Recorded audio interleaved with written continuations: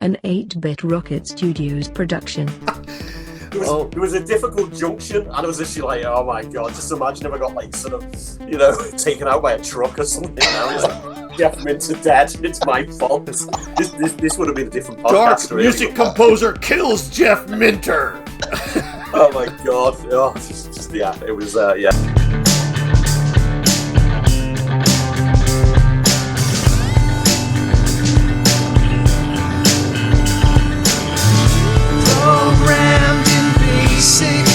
We explored 8-bit worlds, pixels crashed onto a digital shore. All our records were scratched, left alone we were latchkey children, terrified of nuclear war. In the glow of the cathode ray, every game we play on our 2600 into the vertical blank. Our highest scores have been ranked.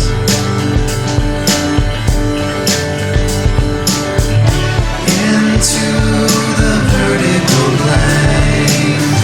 Generation Atari. Into the vertical blank. This full video production of our mini Jeff Minter retrospective and interview with Tony Longworth about the Heart of Neon documentary is also published as an audio-only podcast called Season 6, Episode 10, Minter, Giles and Zarjaz, with Heart of Neon soundtrack composer Tony Longworth. You can find it on Spotify, Apple Podcasts, and wherever good podcasts are found. Jeff Minter, the Yak, one half of Llamasoft, the Stinky Ox on Twitter, X, is an Atari legend, having created games for the Atari 8-bits, ST, Jaguar, and beyond. His Tempest 2000 is considered to be one of the very few must-have original Jaguar titles. Jeff is legendary in Atari ST circles for both his bedroom-coded games and his incredible Atari ST Action series of back-page editorials talking about Zarjaz and his experiences playing with and coding on any number of new Atari secret machines. His love of Defender, Robotron, Centipede, Empire Strikes Back, particles, explosions, Beasties, and creating psychedelic music mixed with a visual feast of light storms fueled his 16-bit computer classics from Andy's Attack to Defender 2, from Llamatron to Super Grid Runner, from Revenge of the Mutant Camels to Photon Storm. Also, in many of his games, he would target the STE for sound or color improvements at the very least. His sprite and particle routines were so good, he usually didn't need an STE for scrolling or blitter rendering. He even made a smash on the Atari 8-bits with a quirky hover bubber, the complete 8-bit Zarjaz of Grid Runner, and even the original Mutant Camels. Of course, his list of games for almost all 8 and 16-bit computers is a mile long, but we focus on Atari here, and while all the other platforms are awesome, especially if they have Minter games, we'll take the ones on the 8, 16, and 64-bit Atari systems from the Beastie-loving Welsh gaming legend first and foremost. Jeff and his Llamasoft partner Giles are the focus of a new documentary, Heart of Neon, by filmmaker Paul Doherty, and we have Tony Longworth here, our brother from another, to discuss it as he is doing the entire soundtrack for this feature-length Jeff Minter celebration documentary. There are some great stories in this episode, and we even feature a music track from the documentary. We're in for some fun. Now, on with the show. So, we're here with Tony Longworth. Let's introduce Tony Longworth. Tony, you've been doing music for our podcast ever since you sent us Into the Vertical Blank song. I don't know how long ago it was. 6 years ago, 5 years ago. And then we just said, let's steal Tony's library and put a song in every one of our episodes because we can. Whoa, wait a minute. You guys are still using my music. I was unaware. No, I'm kidding. We use your music all the time. Exactly. What do you mean? Yeah, if we ever make... Yeah, anyway. Okay, so Tony, why don't you introduce yourself a little? We've talked a lot about you before, but you've never really formally introduced your Atari heritage, your first game you played, all those things that all the podcasts ask. You just go for it. Let us know. Give us some Tony Longworth background. Okay. So I'm Tony Longworth, music composer and massive Atari geek. I was brought up on Atari in the UK. My friend got an Atari VCS before I did, so I was I was round at his house a lot, basically, when he had that VCS. So I was like, I need more Atari. I ended up getting an Atari 400. I remember I can't remember the year, but I remember the Christmas. I actually got that Atari 400. I got the Donkey Kong cartridge, and I got the Defender cartridge, which I've still got here, buried somewhere back there in the studio. And I just remember it was amazing. Hook it up to the big TV in the living room, playing it on Christmas Day. Absolutely loving it, and kind of just haven't looked back since then. It's just everything. I've got everything Atari. I've got an Atari Jaguar down there. I've got a Lynx in the cupboards behind me. There's Atari I just love Atari. Hey, can I ask you a question about that, Tony? Sure. So, in the early days in the UK, let's say 70s and 80s, Atari was not that big, were they? So can you explain a little bit about how, what Atari actually was in those days before, like, the ST and the Jaguar and the Lynx? Sure, yeah, well, it wasn't a big computer. So the 8-bit computers, the Atari ones, weren't big in the UK at all. There was the Commodore 64, the Spectrums and stuff like that. And the reason I think my friend ended up getting, well, the Atari VCSs were everywhere, and then once everyone was upgraded to computers, people went Spectrum, Commodore, that way. And the reason I think my friend got an Atari 400 before I did, and I think the reason he did, his dad worked abroad in, I think it was Saudi Arabia, so he picked up a whole load of American computer mounts, like Compute. Also, once he got the Atari computer, he was picking up Antic and Analog from over in Saudi as well. So we got fascinated with this other computer. My friend got the 400, I got the 400, and so that's kind of why we went down the route, because it wasn't massive. It was in the shops alongside all the other computers at one time, and then it kind of died out a bit in the UK, and the Commodore 64, the Spectrum, they just went massive, really here. So I was kind of on the price couldn't have helped, right? The price. Well, probably. You know what? My parents were obviously very generous by getting me an Atari 400 one year. I wouldn't have a clue how much they were back then. If you think about, the specs of it are kind of close to the BBC Micro, not the Acorn, but the BBC Micro, right? And that should have been the biggest seller. It was in every school and everything. Like, the problem was it was way too expensive. And It was. I had a couple of friends who had the BBC Micro. We obviously had it in our school, and we loved it, and we had Elite on it, and we had a couple of friends who had BBC Micro. Then there was a handful of us with Ataris, then everyone else had all the other stuff that was like ridiculously popular, and everywhere, really. So that's kind of why I went down that route. I guess it was my best friend's dad who worked in Saudi, who picked up these Compute magazines way back when, and we were flicking through, we're like, yeah, Atari, what's oh my God, there's a computer. We have the VCS, and now there's a computer. Got really excited. There's a computer with a flat keyboard, with a membrane keyboard. This is amazing. So sounds familiar. Keyboard. Even though Atari computers were popular here, they were never given the due from the press. Really, you had to go to specialty press, Apple, IBM, and then later Commodore 64, and then Apple again. Like, somehow. It's the same thing. I mean, really, they struggled the whole time, but they were one of the struggling companies that seemed to not. And even though they struggled, they had the huge fan base. So. Oh yeah, and still have now. Really, I mean, we're here. So ST. So you started with your 400. Yeah. When did you finally get into the Atari ST? Oh, right. You know what? Again, can't even remember the year. These years just passed by, but. I'd left high school and I started, it was like an apprenticeship sort of thing with a computer company, a local computer company here on the Wirral in the northwest of England. And they sold BBC Micros to schools, and they were slowly going on to like PCs and stuff like that. And they repaired stuff. But the 16-bit started coming on the scene, and they decided they wanted to stock the Atari STs and they had like a little shop as well that the public could walk in. So they had the STs in, and we had games and stuff like that. And so obviously I had the Atari 400. Later on, I got the 130XE as well. I did actually upgrade to that. And then when I was working in this computer company, and they had STs, I was like to the bosses, like, is there any chance I could buy a 520 ST-FM, I think it was, but you just take it out of my weekly wages kind of thing. So we did that. So across however many months, I paid for that ST kind of thing. So I was working and they had the STs there, and I was like, I need an ST kind of thing. And that's when it was at that point was like, this computer's got MIDI ports, so you can connect it to a music keyboard. Before Beasties, it's difficult to fully emphasize the impact that Jeff Minter had on old school Atari fans like us, who had grown up through the Golden Age arcade, VCS, and 8-bit years. Old die-hard Atari fans in the USA were in a place now overtaken by Nintendo, and to a lesser extent, the Commodore, Apple, and IBM machines.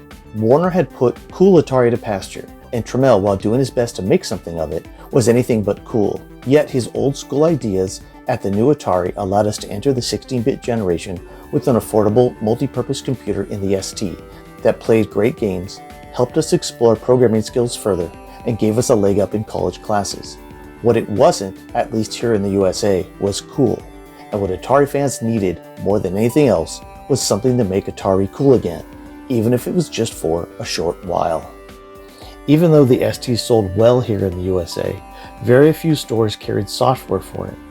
We purchased what we could find, such as SSI role-playing games, Dungeon Master, Oids, Better Dead Than Alien, and Atari's own offerings such as Star Raiders, Joust, and Robotron.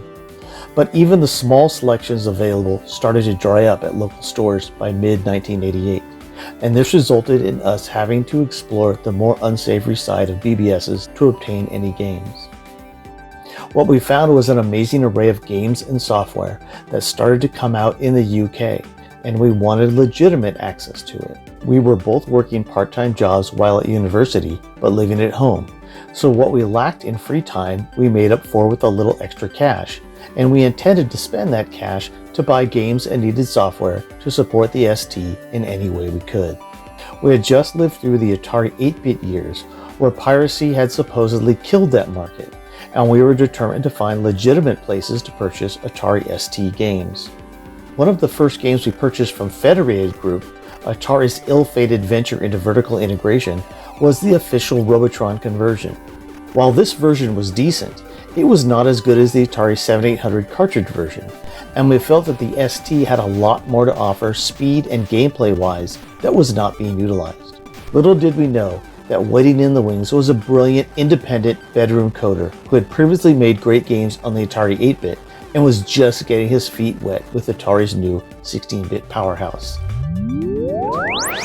Yeah, well, okay, it's probably the true story of me getting into music was when I was about 13 or 14 years old. I've got I had an older cousin. Unfortunately, he's passed away now, but he was an amazing musician. So I grew up with him, and I was close to him. And it was he always had a guitar or drums or drumsticks. He was just drumming on everything. And then eventually he got into a band when I was in my early teens. And it was a band that just played sort of rock cover songs. But they were really, really popular. And they played all these social clubs around the UK. And then one year when I was about 13 or 14, his dad, my uncle, said, "Oh, you need to come along. He's playing local, and we can have a bit of a family get together. We'll see my cousin Kevin on stage." He was guitarist in this band, and I went along with my teenage mind, and I was at this big. It was a social club, but there's loads of people there. It was just after Christmas. It was packed. Everyone was just up for it. They got on stage. They played all these amazing rock songs. And he was literally like a guitar god playing all these solos and stuff. And at one point he was on the shoulders of the singer as he's playing a solo. And I was just like, it's my cousin. And I was like, maybe I want to be in a band. Anyway. Oh, yeah. So the gig was over. My cousin come off stage. He sat with us. We were just like, that was amazing, and that was so good. And then just randomly some attractive young lady comes across, starts talking to my cousin, and he's talking to her, and I'm kind of watching this, and she gives him a piece of paper, and I'm like, what's on the paper? And he's like, she walks off, and he's like, oh, it's her phone number. And I'm like, do you know her? And he's like, no. And I was like, I need to be in a band. I obviously need to be in a band. And it was legit. I mean, that honestly, that was exactly my like teenage mind. That is. So I was 13 or 14, so I didn't actually manage to form a band until I was 19. So I kind of wanted to at that point I wanted to be in a band so I could meet like women. That sounds awful, but let's face it, that's probably most men, really, isn't it? You know, I want to be in a band kind of thing. So I'm 19 years old. What's the worst band or the worst style of music I could choose for a band? So I just wouldn't meet women. It's probably death metal. Industrial. I'm going to say it's industrial. It's yeah. So it was a death metal band basically. So like most gigs, it was just dudes there, and I was like, what am I doing? But at that point, I was like, I really like music. I really want to do something. I want to be on stage. And so that's kind of how it all came about. And then kind of running parallel to that, there was all the Atari stuff, and then there was the ST, and then I'm playing in a death metal band. But then I'm like, hey, there's these synths as well, which we'll never use in a death metal band, but I'm kind of really interested. And in the first band I was in, called Morbid Symphony, the death metal band, me and the drummer were interested in other styles of music, whereas everyone else was just like, let's play something really heavy. But we were like, what else can we do? And I said to the drummer, and he said to me, if this ever all goes wrong, let's just form our own band and do all these random styles of music. And I still do that with the drummer. Really? So we're still doing Flesh Resonance, which is another band that I'm cool. in, and we just do all different styles of music. Now, what did you play in the first bands, the death metal bands? So me and two friends, we've all got guitars, right? So we have no drummer, no guitars, no drummer, no bass guitarist, no singer. We've all just got sort of lead guitars. So it was like, okay, look, one of us has got to take the plunge and play something else. So I was like, I'll play bass. So I've still got my first bass in the studio over there, and it's a really decent bass. So I was like, I'll buy a bass. And then we were struggling for a drummer. The drummer's the worst thing to get. It's like, where do you get a drummer from? Now, going back, this all links in to the computer company that I was working at with the Atari ST and all that. There was another guy my age there, and he was into computers and he was into programming and stuff like that. And apologies if you do watch this, Paul.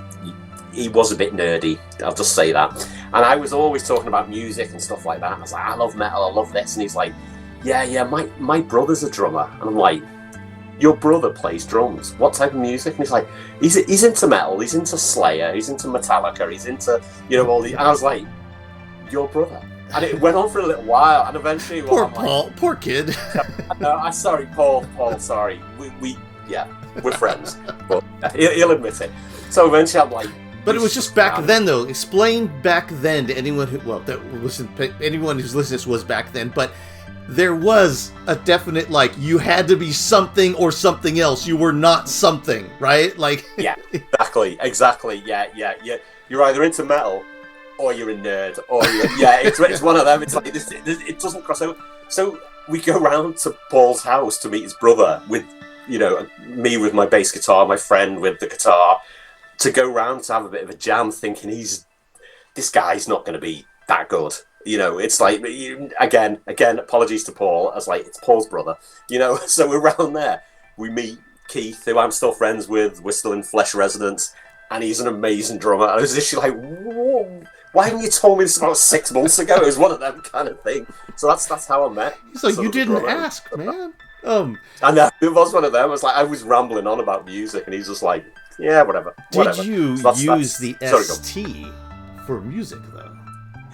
Do you know what we actually did? And I can't even remember what songs it was on, because we were full on sort of death metal. There was a couple of little intros that we wanted. We didn't want to use synths on there. It was like no keyboards, nothing. We just wanted guitar, bass, drums. And when we went in the studio, because we didn't have the ability to record at home, so we had to pay for studio time and go in there and record a demo tape and stuff. And on probably most of our demos, we've got little synthy intros and just weird industrial type intros, which were created on the ST. We actually went in there with an ST, and I can't even remember the synth. It was I think it was the studio synth, and we actually did stuff through the ST, through Cubase. I'm sure it was Cubase we actually used and stuff like that. So but it was only a small amount of stuff we did.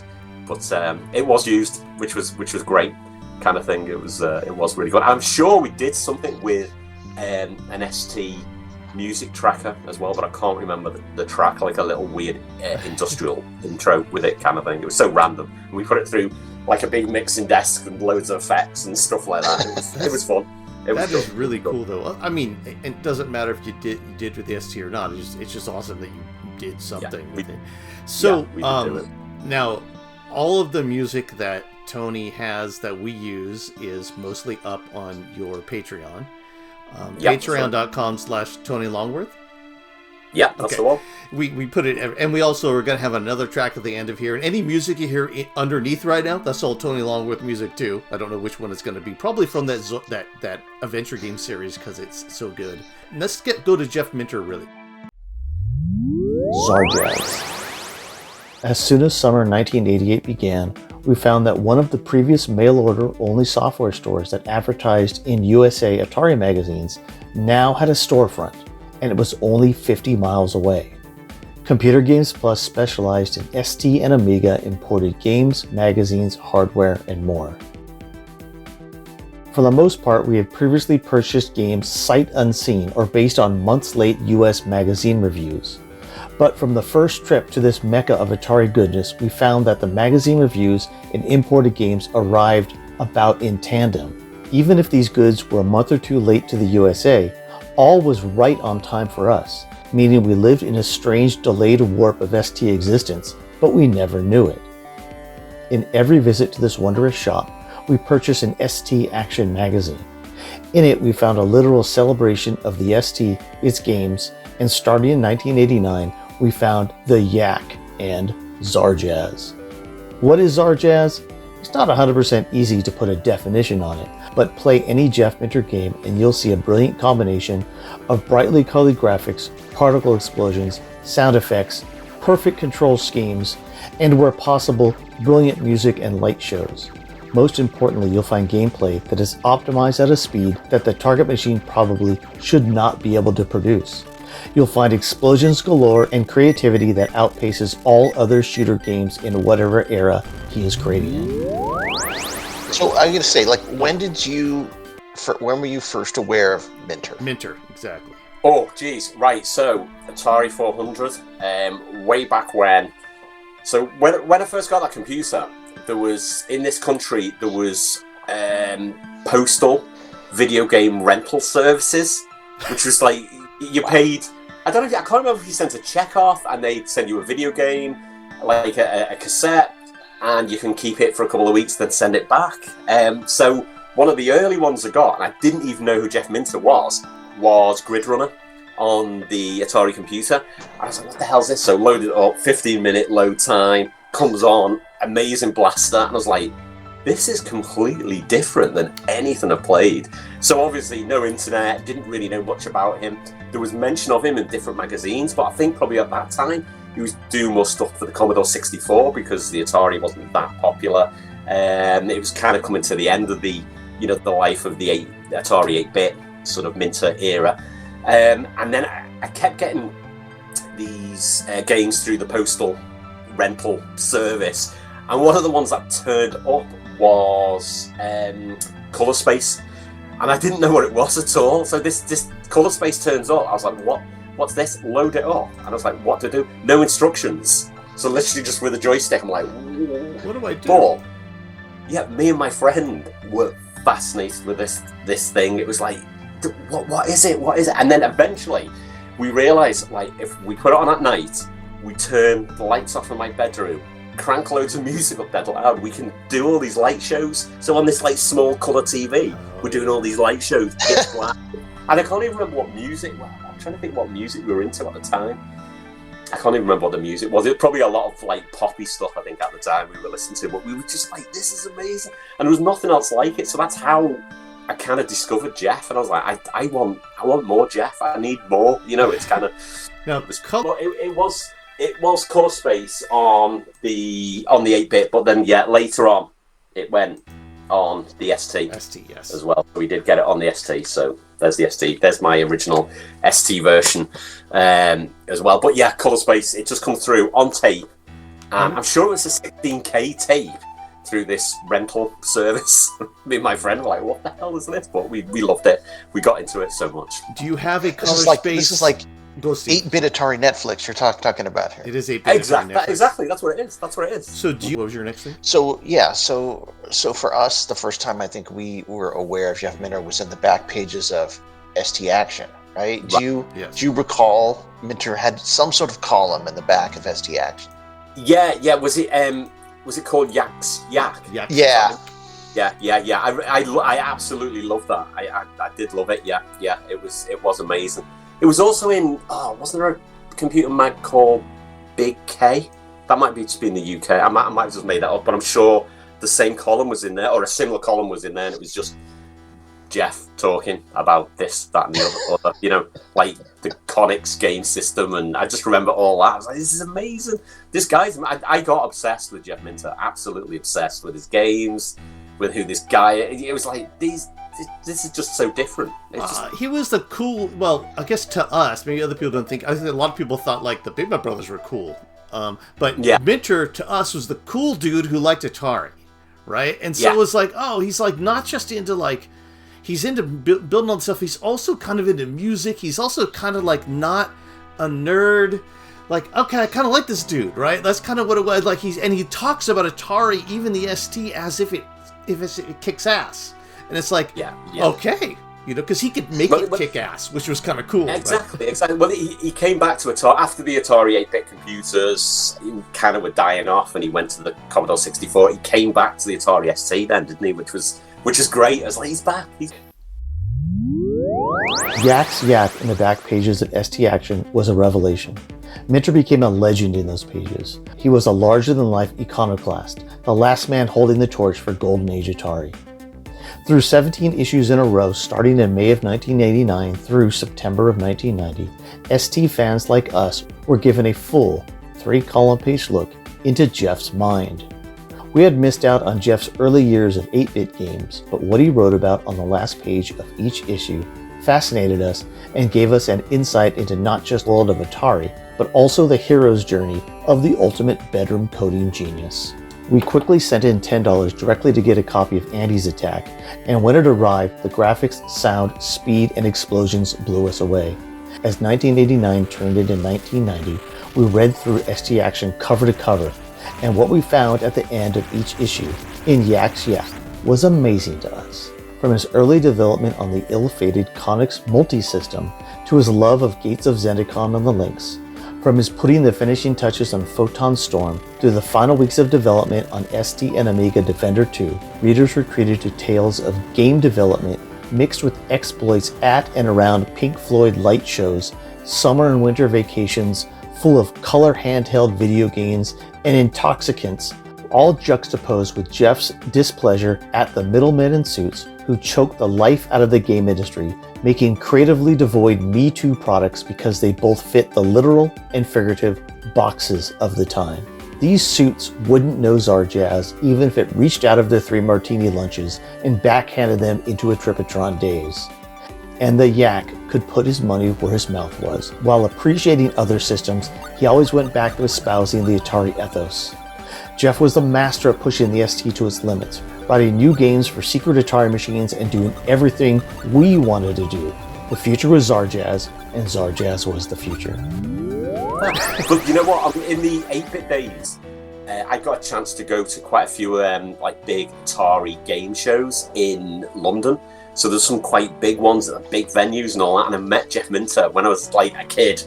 I met him a couple of times, and it was just like meeting, I don't know, God. You know what I mean? You go to his stand, and his stands were amazing. And in fact, there's clips of some of those game shows in the Heart of Neon documentary. And there was like, he always had like a big fluffy sheep there, which apparently he's still got, is this like big sort of toy sheep.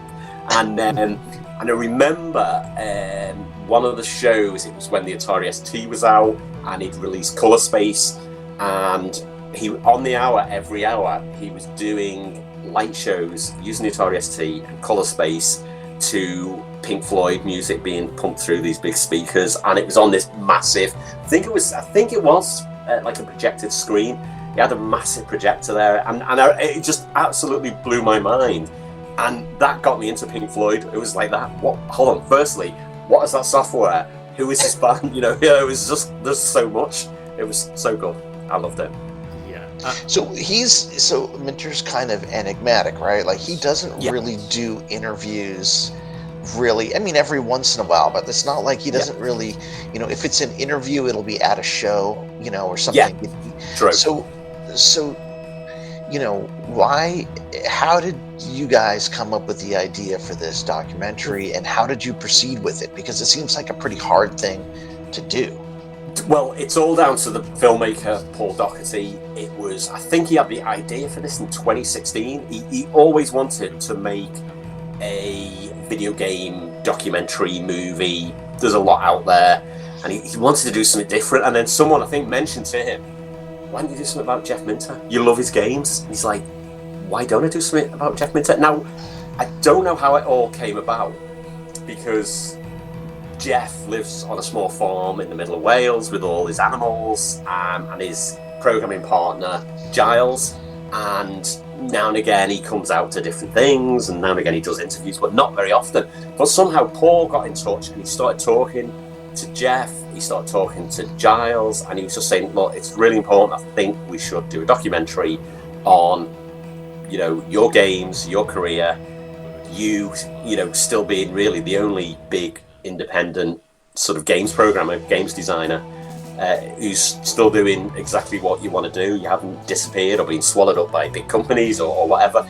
And it kind of obviously appealed to Jeff and Giles, and they were like, let's just do it. It's great. And then That's cool. So I think in 2019, Paul started to do interviews. So for Heart of Neon, he started sort of traveling around interviewing. I don't want to say who else he interviews, because I don't think it's public at the moment, but he's interviewed a lot of long-time Jeff Minter friends and colleagues. He's interviewed a lot of sort of game industry legends and YouTube gamers as well for this, but he's scheduled a certain amount of time to literally just go and stay at Jeff's farm and interview, just literally follow him around, interview him, interview Giles. So Heart of Neon has so much Jeff goodness. That sounds in amazing. Wow.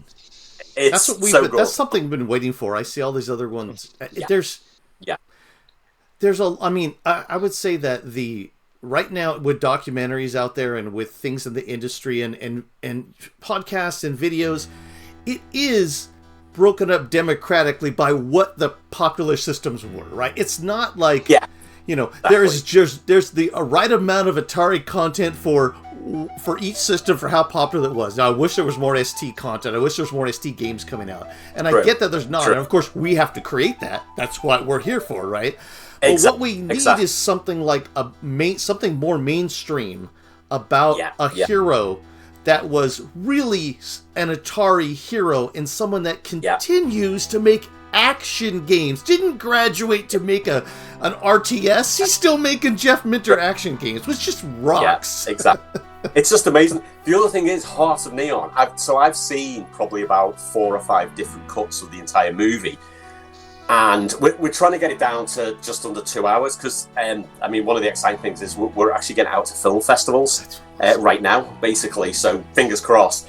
But I've seen, as I say, 4 or 5 different cuts of the full movie, and there's so much Atari goodness in there. So you guys are gonna, honestly, you're gonna love it. It's it's just like, it's so amazing. But the whole story is not just like sort of if you're into video games or if you're into Jeff Minter. It's just an amazing story, even if you're not into all the technical side or the gaming side. It's so good. That's the way it's got to be done.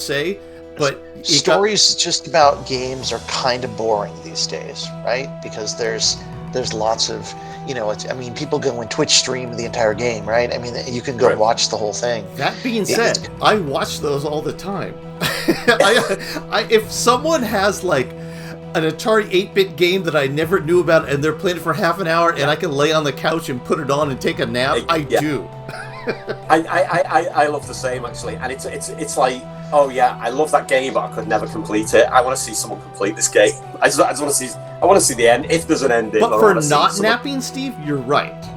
Well, no, what I mean is that when you can find someone covering the basic history of almost anything, right? It's what emerges out of that story, right? Like, I'm sure there's a video on YouTube right now that goes through all of Jeff Minter's games. Go watch it. Hey, it's cool. That's great. Yeah. But finding, he's got there's a story there to why he does this and who he really is, and where he came from and what he's doing now and what he thinks about it, that I think is going to emerge out of this. That should be pretty amazing. Okay, so pause there for a second. Pause. Ready? Jeff Minter Games. What? I don't know what you're doing. We're showing Jeff Minter Games right now on the video up here. Because you said we're not. Anyway, so we just did that. We just showed a bunch of Jeff Minter Games. Okay, go on. I was just going to say, although I've explained how sort of Paul got to start creating this documentary, I didn't tell you how I got into the documentary. So it was 2019. Paul did a bit of a Kickstarter, which kind of didn't reach the target he wanted, which is not a failure by any means, because it's still going on and it's still going to be really good. But I saw the Kickstarter and I was literally like, oh my god, someone's creating a documentary about Jeff Minter and Llamasoft. But I love that, and I write music, so literally I got in touch with Paul and I pestered him and I sent him music and I was like, I can be the composer you need, and early on he's like, yeah, whatever, and then eventually he's like, yeah, this is working. So I started writing more and more music for him. Cool. So the thing here is, if you want to do something, just pester people, and hopefully you can did that Kickstarter didn't make the money it needed, right? I think I contributed to it. Target, no. I contributed to it as well, so right, unfortunately. Oh no, thanks for doing that. I mean, the thing is, whether or not he does another Kickstarter release of the movie, he should, because although we've got nothing kind of set in stone at the moment, we're going to be at film festivals. Hopefully, once the movie is complete, because it's in the very later stages of final editing, polishing, and stuff like that at the moment. Hopefully, we'll get on streaming platforms, and there's ideas, because we've got so much footage which is not going to be in the film itself. It's like, should we release a Blu-ray with God knows how many Criterion discs? collection of this on Blu-ray with Kickstarter in quotes. It's already done, right? Just give. Yeah. Take my money, please, is what it should be like. Well, so in August, so I've been working with Paul. So Paul's Scottish, but he lives in Brooklyn. So we've been doing everything online and stuff like that. So in August, Paul was invited over to Zap Live, which is a big Commodore event. So they hire out, it's in the middle of the country, a place called Kenilworth. They hired out an entire Holiday Inn hotel. And for that Saturday, they literally had all sort of Commodore 64, Amiga. They did actually have like an Atari set up. It was actually, is it Archer McLean's Atari Drop Zone? They actually had his Atari 800 there, like a bit of a sort of a nod in the memory of him. And it was nice to see that. They had so much goodness there, but Paul was invited over and I was invited there so we could show off like the intro to Heart of Neon and do a Q&A with Jeff Minter and Giles as well, so they come along. Wow, so I actually got to meet my heroes, which was a bit of a... That's amazing. What happened at the Zap show? Because I think you wanted to continue when Jeff interrupted you. So the Zap show, it was literally just a gathering of retro enthusiasts on the Saturday, and we got to show off the intro, like the 30-minute intro to Heart of Neon. And then Jeff and Giles went in. So it was a packed room. And Paul, the filmmaker, says to me, I mean, I was excited meeting Jeff and Giles anyway. And Paul said to me, while I'm doing the intro to the start of the movie, can you wrangle Jeff and Giles? And once the 30-minute intro's finished, can you get them in? So I was a little bit nervous. So I was like, and so when let's go a bit further back. We're all excited. Everyone was excited for Jeff Minter to turn up at that show, and he turned up. So the show started, I don't know, 9 in the morning. He rocks up about 10:30, 11, and all that.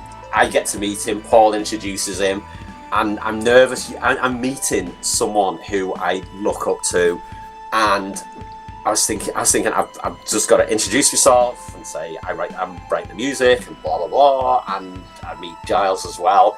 We get photos. I thought I better get photos now because they're going to get mobbed when they go in, which they did. So as they were walking around the event, they were interested to see everything, and people were like, "Oh, can you sign this? Can you get photos?" So they really did get mobbed. So I actually thought I'm not going to get much time with Jeff and Giles. Anyway, when we started screening the intro to Heart of Neon and Paul was doing his little intro talk, Jeff and Giles just like rocked up with me and started chatting. And literally while the 30-minute intro was on in the background, we're standing outside the room. And I think Giles was talking to someone else, but Jeff was just full on talking to me. Oh. And I actually forgot. So it was, honest to God, such a fanboy moment. That's awesome. I was talking about everything, and I was like, "You got me into Pink Floyd," and we really got on really well. It was so good. And then it was and then the intro to the movie had ended, and it's like, "Please welcome Jeff Minter and Giles." So everyone's like, "Right," and they all go in, and it was this amazing Q&A. I can't even remember how long it went on for. Paul, the filmmaker, he ran the Q&A. It was really, really good. People were asking questions from the audience, and it was just perfect. But not the second day, sorry, that was just a one-day event. But the day after, on Sunday, Paul said, while I've got Jeff Minter and Giles in one place, I want to sit down with them and I want to show the entire cut of Heart of Neon and get their feedback. And he said to me, I want you to be there as well. I was like, oh my God, this is so nerve-wracking, but so exciting. So the second day, we actually got a big room in the hotel, big screen, nice sort of sound system as well, and a comfy couch for Jeff Minter and for Giles. I was sitting on a chair literally right next to them, all sitting this side, and it was like, oh my God, this is nerve-wracking. And then Jeff and Giles were just like really nice people. They're really cool, but we were nervous because we're showing this movie off. We put so much work into it, and anyway, they put the movie on. Start going through the movie. Jeff and Giles start giving us commentary on certain things that are on screen. Oh, wow. It was mind-blowing. Did it get recorded? Earlier on, no, none of this was recorded. No, it was just for us. So there's certain things on screen, like some of the old Atari shows in the UK, and Jeff's like, "Oh, I remember that one. Yeah, that was great. Yeah, that was brilliant. Yeah," and he's giving me background.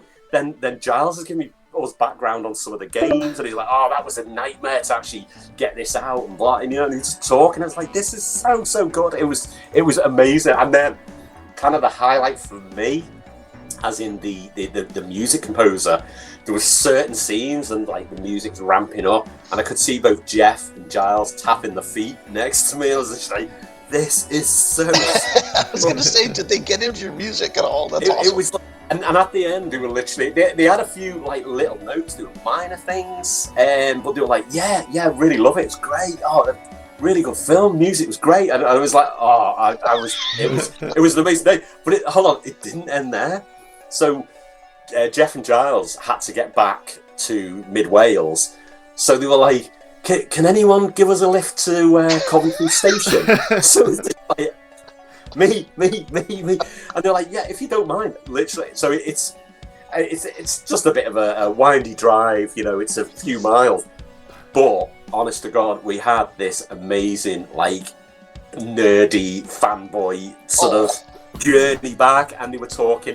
Jeff was talking about his original time at Atari, and Giles was talking about stuff he's into, and then they're like, oh, it's amazing, and Giles was like, you got the new Zelda game, it's great, I love playing, and it was just I just didn't want to go, and it was amazing. I was just like, that's the car ride you never wanted to end. Yeah, right? well, you know what? You're going back to Liverpool. Are they in North Wales, or are they? No, they're more. It's kind of mid to south. I know. I was like, how far around can I actually drive? I go about 4 hours out my way just to take them home and all that. But do you know what's funny? As I'm driving them to the station, we got this full-on conversation. It's just like it's my dream. And then suddenly, for some reason, intrusive thought. It's like, for God's sake, don't crash and kill people. You know? It was a difficult junction, and I was actually like, oh my God, just imagine if I got like sort of, taken out by a truck or something now. It's like, Jeff Minter dead, and it's my fault. This would have been a different podcast. Dark music composer kills Jeff Minter. Oh my God! Oh, it was fun. It was mind blowing. The Legacy. The end of 1991 brought the ultimate Jeff Minter game to the ST, Lomatron. Everything that the official 1987 version of Robotron had lacked, this had. It was plastered with Zarjaz, Particles, Beasties, and more. It blew away every other single-screen shooter on the ST and cemented the Yak as the master of the 16-bit Atari. To us, Jeff Minter was later years Atari. He was one of us. He understood us and embodied everything we loved about Golden Age Atari. In the back pages of ST Action and beyond, he cemented himself as a true legend, the king of the Atari shooter, the ultimate bedroom coding genius. There will only ever be one Zarjaz producing, Beastie loving Yak. Jeff Minter literally controlled and continues to control the Zarjaz in the vertical blank.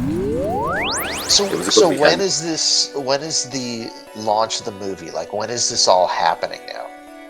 We're hoping this year. We've got no firm date. We're at the very sort of late stage of editing, polishing. I'm polishing some of the music up. Paul's doing everything else. So we haven't got any firm dates at the moment, but we have applied for some pretty big film festivals, so we get accepted into those. That's going to be really, really good for us. So we've got nothing set in stone, but we're quite close, hopefully. So I can't give you a date. That's a bit rubbish, but it'll be worth the wait, though. No, that sounds great.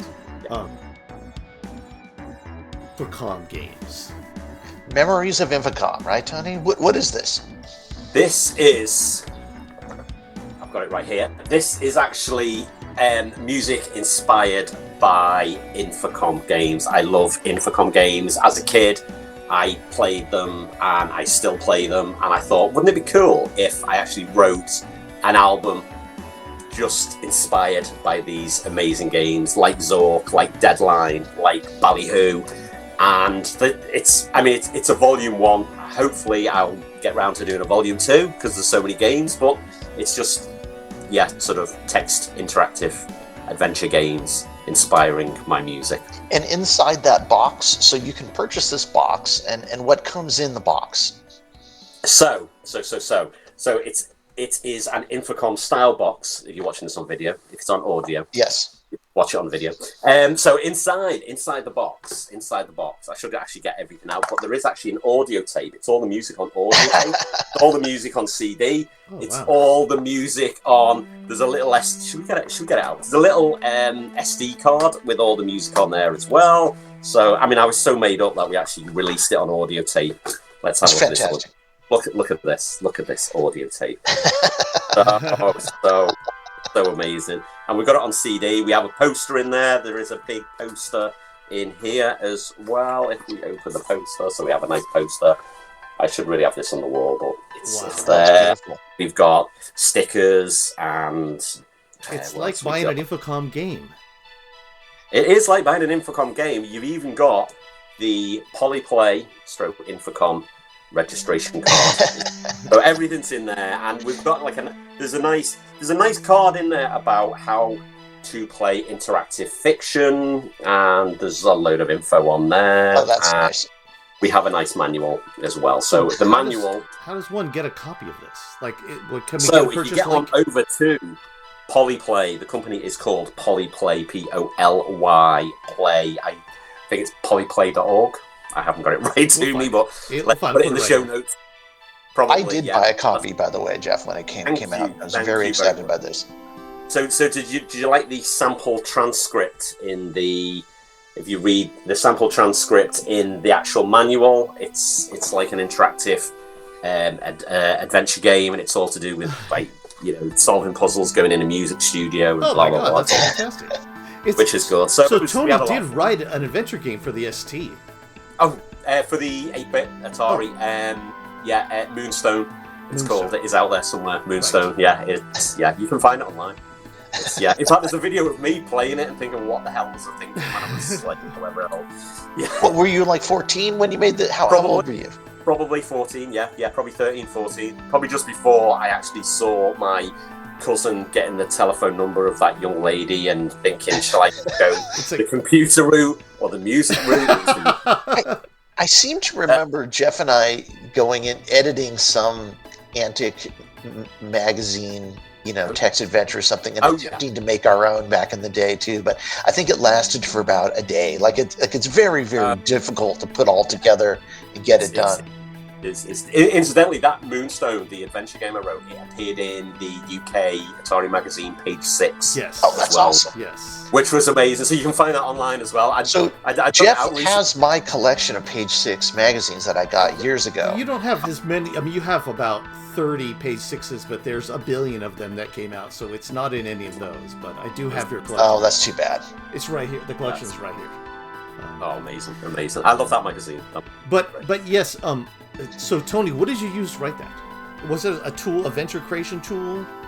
It was an adventure creation tool. It was, and I can't remember off the top of my head what it was now, but it was. It will come back to me eventually, but I can't remember. Probably right. Like it probably says in there. Yeah, because it was like exported out as like sort of. I'm guessing machine code. It was a difficult typing sort of game. Really, it was. But it was great to get in Page 6 magazine. I love that magazine. In fact, I got to meet the people who created Page 6 at one of those Atari shows as well. Oh, that's awesome. Like, this is the people who do it. Yeah. So in the last few minutes, tell us about your setup now to create music. What do you use to create the music for this movie?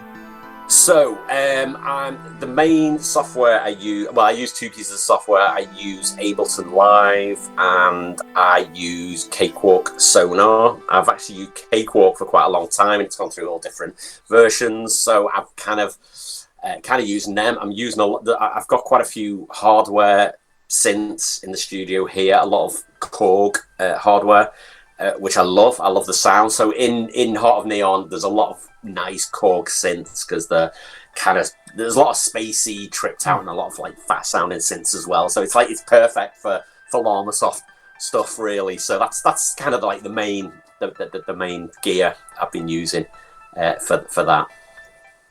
Cool. And how does your wife feel about all this? I don't know. I don't see her much, so I'm not too sure. Oh, that's sad. Especially not on Saturday and Sunday afternoon at 4:30 when you're talking to a couple nerds from the USA about your Ataris. Gotta go now. I'll see you later. I'll be an hour or so. It'll be fine. She's fine. She's fine with it. She's fine. In fact, she loves the fact that like she knows how much of like a fan I am of Jeff Minters, and she was like, "Oh my God, you're gonna meet him! I can't believe it." So she was like made up for me as well. So it was really good. I was like, "Oh yeah." So yeah, it was fun. It was fun. So Tony, that's awesome. Been really great talking to you. We know you don't have a lot of time. We will continue to use your music, and obviously we want to commission you to write a song for us. While you allow us to do it. While you allow us to do it, until you become so famous that you start charging us and we have no money to pay you. But listen, I'm part of the team. I know. Okay, we're good. Brothers. So, the three Atari brothers. But what song would you like to choose? I want you to think too much about it. I want you to choose one of the songs, maybe from the Zork, because we're doing that. We don't have to do any Heart of Neon music at the moment because we don't have it. But maybe from that Zork series, or anything. Do you know what? Do you know what I'm thinking now? I'm going to send you a piece of music from Heart of Neon. See, I was hoping for that, but I didn't want to say it. No, you dropping the hints. I'm going to send you after this. I'm going to dig out a piece, and you are free to use it in the show. Thank you. Oh my gosh! Well, that's fantastic. That's all it is. That's all it is. Well, Tony, obviously, great talking to you as always. Thank you for all of your support over the years, and we can't wait for Heart of Neon to come out and to play the song we're going to play right now. Do you have any name of it, or it's just You know what? I don't know, but there we go. Here it comes. We want to thank Tony Longworth for the interview and all the great music. It's been our ultimate pleasure to add a track or two of his to every podcast in the last 5+ years, and we will keep doing so until he tells us to get lost. You're about to hear Tony's new track, T2K, from the Heart of Neon soundtrack. Until next time, into the vertical blank. Hi, this is Tony Longworth, UK dark alternative music composer and all-round Atari nut. Make sure to check out my Patreon music campaign. That's patreon.com/Tony Longworth. Lots of free music over there. And if you can afford $1 or $2, please help me continue to write music. Thanks so much for listening to this podcast and supporting Into the Vertical Blank. And I hope you like this piece of music of mine.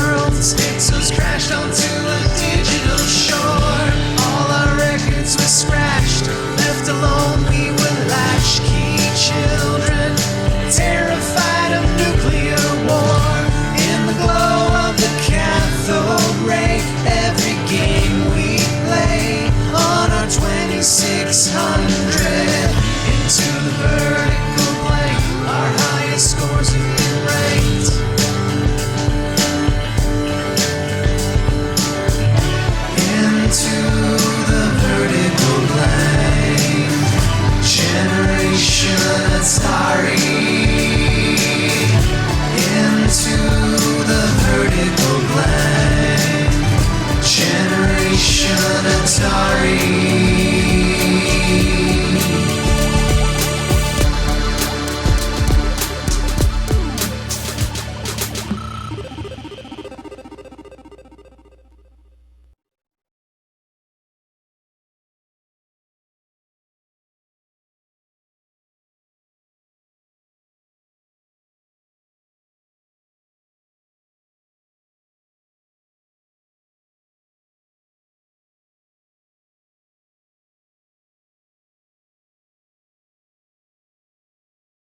An 8-Bit Rocket Studios production.